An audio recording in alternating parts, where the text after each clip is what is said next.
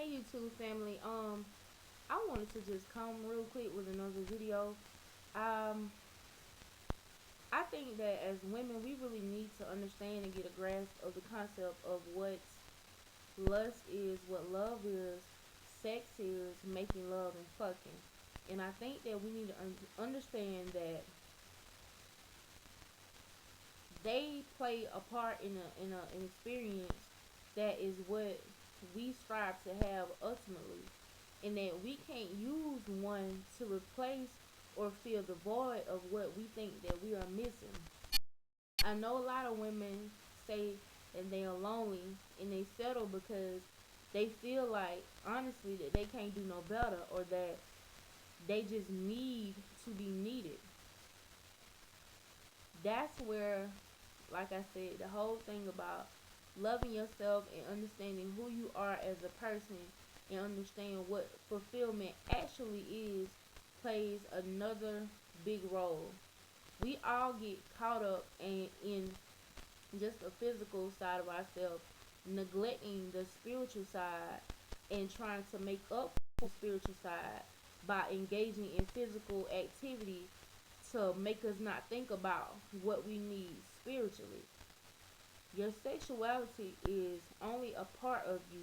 It is not your whole you, and it doesn't define who you are and who you may become in the future. It does play a part in getting your checks and balances out of whack, because a lot of us women use the lust factor and the sexually desirable factor to gain attention or anything monetary value from men, even women, to make us feel like we are somebody when you should be feeling like you are somebody anyway. And if you don't feel like you're somebody, that means you need to take a look in the mirror, look at your whole self, flaws and all, fat rolls and all, cellulite. If you got a perfect, a quote unquote perfect body, even your perfect body, as well as your whole spiritual self, and understand that, hey, I gotta get this on point. If not, I'm going to continue to misuse to represent my vagina and try to replace what I'm taking away from that, from the stuff that I think I'm getting from these sexual encounters. I know some people still don't like to talk about it.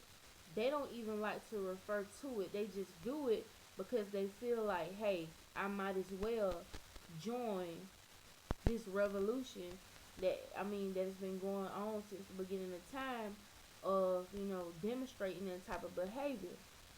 I myself have been celibate for about 15 months. Um, I used it as an opportunity to clean myself away from the things that I was addicted to and what was making me feel worse. I'm not saying it was the whole problem, because when you do this and when you allow yourself to be abused, mistreated, and used, it is part of a bigger problem. The whole problem hasn't been addressed, because if the whole problem had been addressed, you wouldn't allow yourself to be taken advantage of the way that you allowed yourself to be taken advantage of. Make sure that you understand when your body and your mind and your spirit is in balance. That way, nobody can't come in and take advantage of your situation. You won't let your situation be taken advantage of. It won't be allowed. There is nothing that can come between your spiritual balance and your physical balance. And sex won't be something that you use to fill a void just because you may be lonely. We are human. Our spirit, our sexual spirit, is a part of us.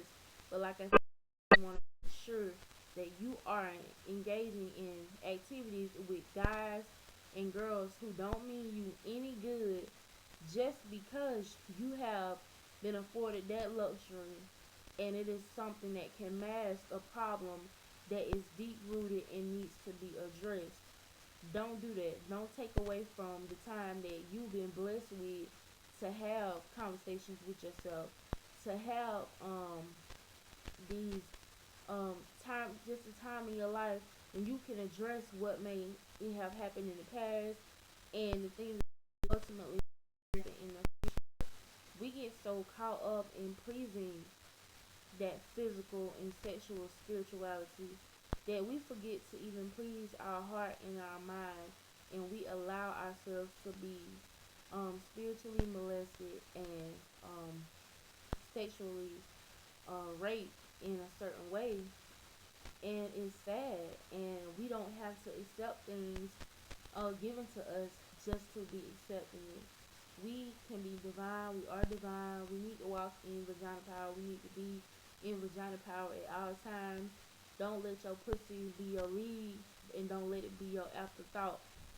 You have to, like I said, make sure you keep a whole self balance, and you understand things and understand the reason why you're doing things, and don't let your readiness to lay think that that'd be your readiness to love somebody and he or she lay with you in return. But that's not what love is. You know what I'm saying? Sex is a foundation of what love can be. But like I said, a lot of people don't understand the concept of that. They don't know how to differentiate all of that. Like I said, from making love to having sex to just screwing, and they just try to interchange them, and they are interchangeable parts. You can't replace one with one and everything be the same in certain situations.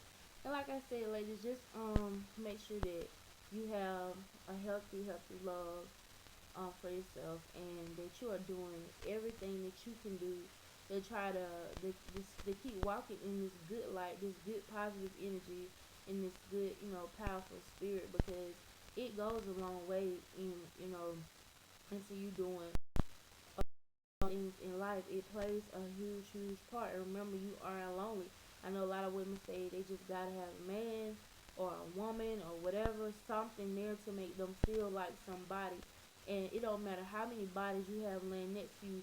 If you don't look in the mirror every morning and be like, "Thank you, Lord, for blessing me, and I'm so gorgeous, I'm so damn pretty," you get your Muhammad Ali on in the morning time, or whenever you walk by and see your reflection. If you don't say that or you don't believe in that, it don't matter how much sex you have, how many bodies you lay next to, is nothing gonna be concrete, because you don't have that type of love for yourself and that respect for yourself to understand that these issues go beyond the sexual realm.